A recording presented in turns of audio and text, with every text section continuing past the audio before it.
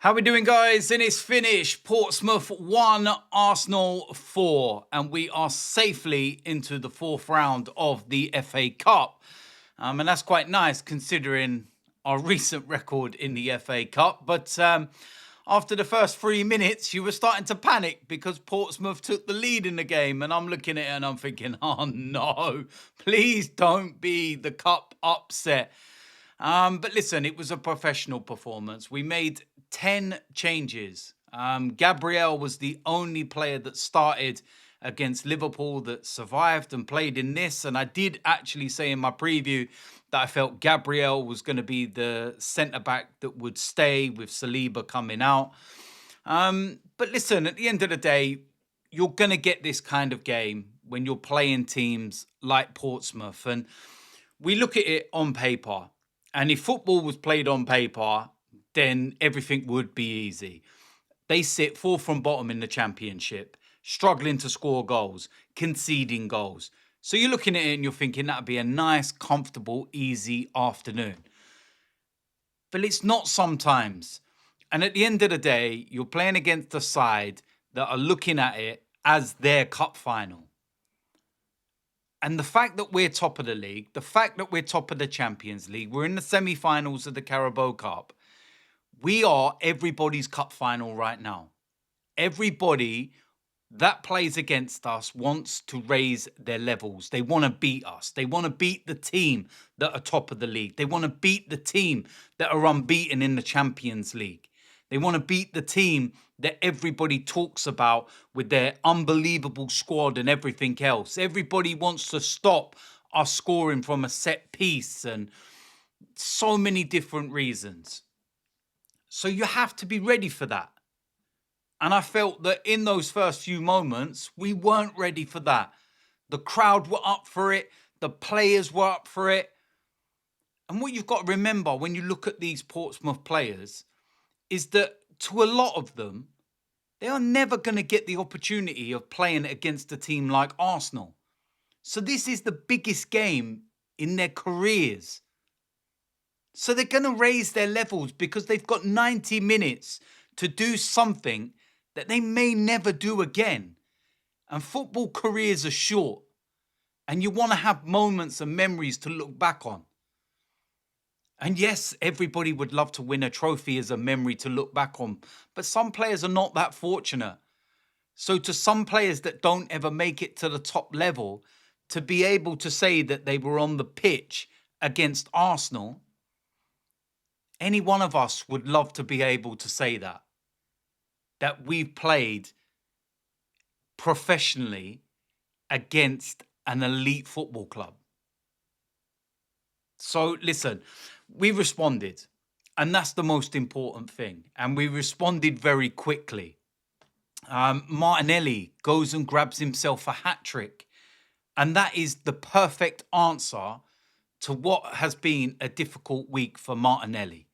When you think about the whole situation, and before the game, the news had broke that Conor Bradley is going to be out for the rest of the season.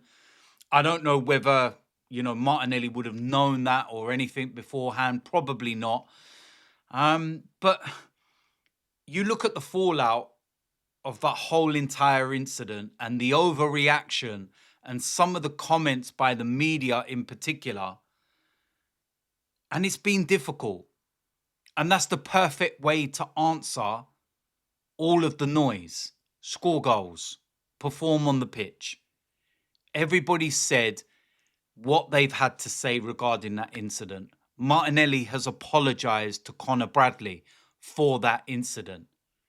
When you listen to the comments of the Liverpool manager Slot, he knows, okay, it was a mistake, but everyone has to move on. But some of what's been said, when you look at the way the Portsmouth fans were treating Martinelli with the constant booing, that is a fallout of what happened in that game on Thursday. And the reason for that is because of the over-exaggeration and the comments from people like Gary Neville.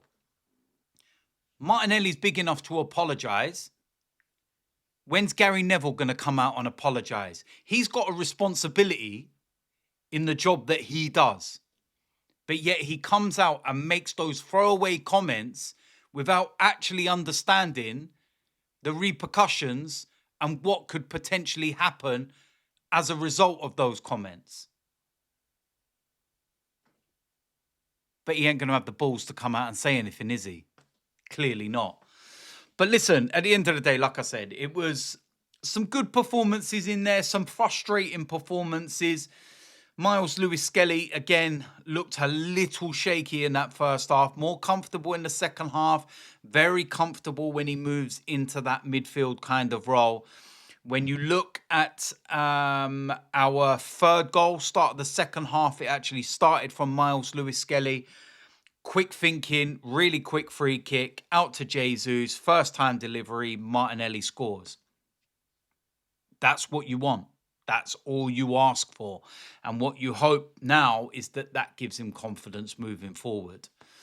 Noni Madueke, I thought there were some moments in the game where he looked electrifying, really, really good. But then there are some moments that you look at and think, you've got to take that out of your game. That needs eradicating.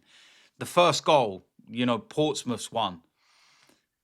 That all starts because Madueke loses the ball. That can't be accepted. That cannot happen. And then he goes and wins a penalty. Brilliant move. Gets brought down. And as soon as I see Martinelli step up, I went, not Martinelli, sorry, Madueke step up. I thought to myself, oh no, not Madueke stepping up. I remember his penalty in pre-season, was it? And I thought, oh no. Now I know why Nicholas Jackson was fighting with him to get the ball and not let him take a penalty. Because it was an awful penalty. And if you're looking at the players on the pitch, I'd have probably said that Mikel Moreno should have took the free kick. Penalty. What's going on with me and my words today?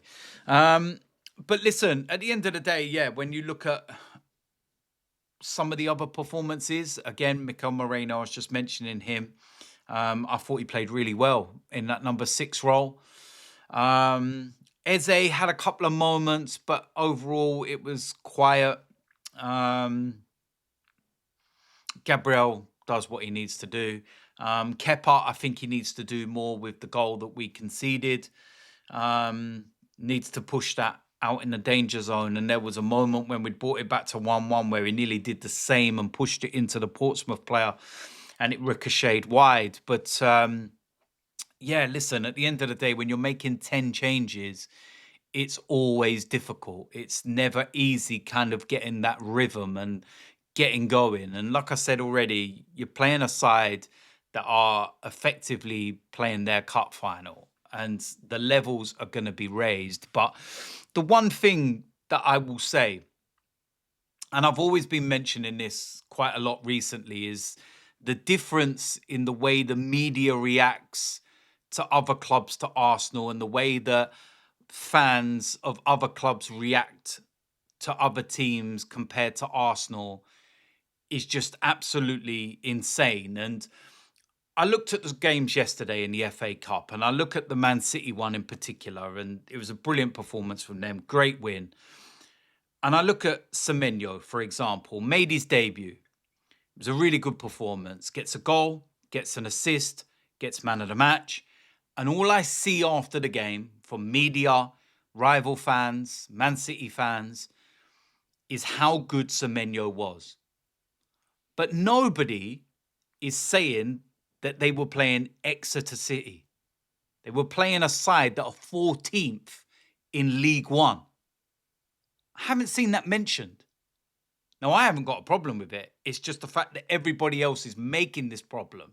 Because when you then praise Martinelli for scoring a hat-trick today, the first thing I see are comments that say, it's only Portsmouth. Oh, he's found his level. They're 4th from bottom in the Championship. Hold on a minute. 14th in League One, 4th from bottom in the Championship. Work it out. So if you're going to criticise Martinelli for scoring a hat-trick against a Championship side and saying he's found his level, then why have you not got the same energy for Semenyo, who only scored 1 and got 1 assist against the League One side who sit 14th? I told you, Arsenal are treated very differently to everybody else. There we go. Listen, it's game done in the 4th round. And now we move on to a big game on Wednesday. Semi-finals of the Carabao Cup against Chelsea. Saka and Declan Rice got a full rest, so I feel they will be playing on Wednesday. But listen, job done. And it's as simple as that. So we move on, and it's very, very simple. So you know what to do if you haven't already. Like, subscribe, comment, and of course, if you know around here, yeah. I'm getting my words all mixed up today, aren't I? I don't know what it is. My mind's thinking about the game, and I'm trying to remember everything, and it's so difficult. Like, subscribe, comment. I'll see you lot soon. I'm out of here.